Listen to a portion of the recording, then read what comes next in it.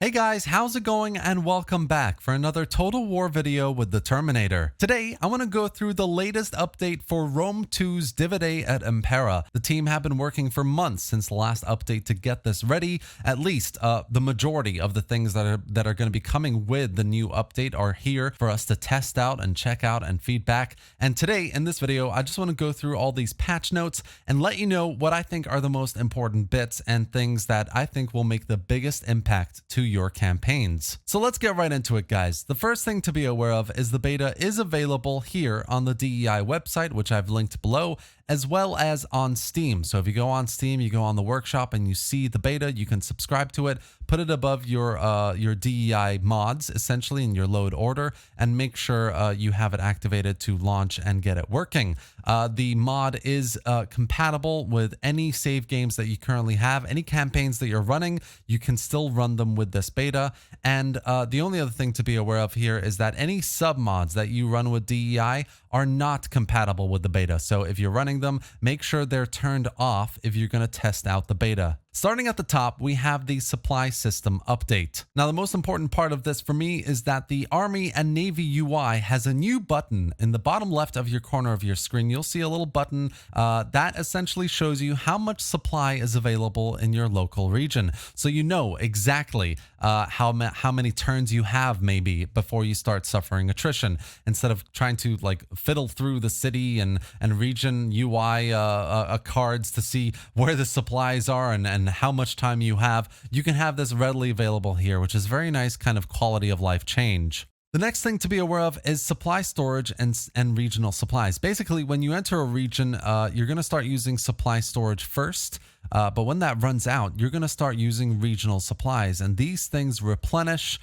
They have a higher cap, and it's good. It's basically there to let you know that you have to pay attention to what's in the region before you go on the offensive, and vice versa. If you have an army and you're on the defensive, you need to know how much supplies are in the region and how long you have to essentially fend off your invader. So this is a cool little addition to the mod as well. The rest of this is kind of minor compared to the first top 2 bits, so that's essentially supply system updates in a nutshell. Let's move on to the next bit, which is the Alexander campaign. And this is essentially what this means is the Alexander campaign was a separate sub-mod to DEI, but now it's included in the mod. So if you go into the main menu, you go into campaigns, and you look at the bottom, you'll see Alexander. You can play this in the main mod, which is quite cool. It's a nice little addition to DEI overall, instead of relying on a sub-mod to access this campaign. We then have reform changes, which is essentially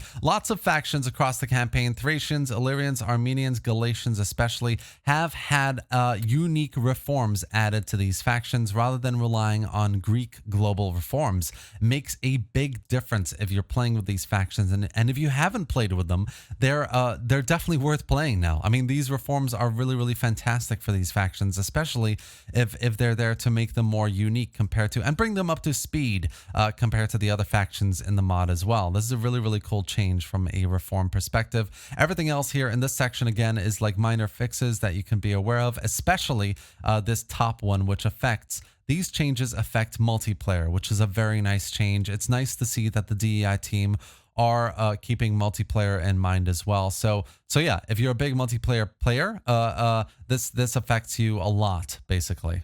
Next up, we have specific changes to some factions. So we have a Morian overhaul, which means adding in new units, including a naval roster, new garrison, I guess, levels, mercenary and AOR units for Morian regions as well, a new reform system for the faction, new buildings, including new temples, new combined stable and exotic stables, building, including a Buddhist culture as well. All of this is very cool in terms of polishing the Morian faction, bringing it up to speed against other factions as well, and essentially making the faction more fun to play as well for the player. So lots of really nice things done for Moria that you can thank Sergeant Meme Swaraj for, because I think that was his work for this faction. And the same thing goes for Bactria and some of the Iberian factions as well, the Editani, Lusitani, and the Aravachi. These guys have had some new buildings, new general appearances, new officers, new recruitment and bodyguard options. Lots of great specific things, changes done for these factions as well that is really nice to see. So yeah, if you're getting into Bactria or some of these Iberian factions, if you haven't played them before either, these are some really nice changes into these factions as well to bring them up to speed, just like they've done for Moria also. Next up, we have a naval overhaul. Now, this is a bit more interesting, I guess, for me. I find that naval warfare in Rome 2 and Attila is very hit or miss. Some of the changes here are essentially DEI teams' attempt at making it a bit more balanced and, I guess, engaging. Although I don't know how much of an effect this is going to have on the battles themselves. It's a very difficult thing to try and fix, naval warfare in Rome 2 and Attila.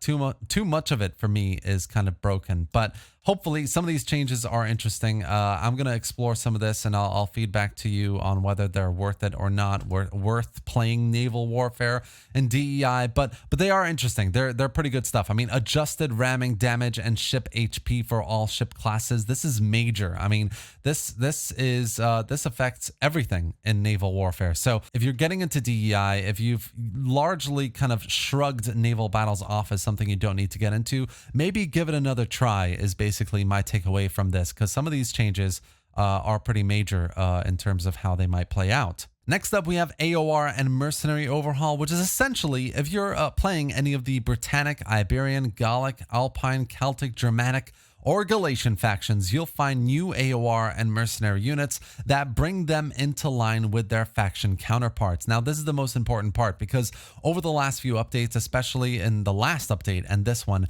these factions have gotten a lot of love into their unit rosters. So to have the equivalent happen into their AOR and mercenary pools is super important, and it's very, very welcome. It's just making these factions a lot more polished and interesting to play, making every aspect of them essentially balanced, especially compared to other factions in the campaign as well. Next up, we have some major changes. The first is a new model in for the city of Carthage. So you have the Kothon port model here, which is very cool. This is thanks to Benjin, which if you don't know his name, he is the modder behind AAA Generals. He's working on Age of Bronze as well for certain things and other mods as well. I mean, he's a massively legendary modder in the community, especially for Rome 2. So he's done a piece of work here that's very cool to see. Last update, we had wonders added into DEI across the campaign map. So to have this added in for the city of Carthage as well is very welcome. We've got added various missing playable factions from pirate spawns and reduced further away early Rome spawns. So what this means is pirate factions are going to be spawning in various places that you may not have expected, and they're going to be reduced in terms of where they spawn in, especially for Rome, because Rome can be swarmed with pirates, as we all know. So this is a nice little quality of life change from this side of things as well. The Seleucid personality has been made more defensive. So this is interesting. The Seleucid Empire generally as an AI has to deal with satrapies that rebel, lots of other factions that kind of decide to go against it and take advantage of this. So Galatia and Egypt, for example, will take advantage of the AI. But with this, and we'll test this out as well, the Seleucid faction should be more defensive militarily, which is quite cool.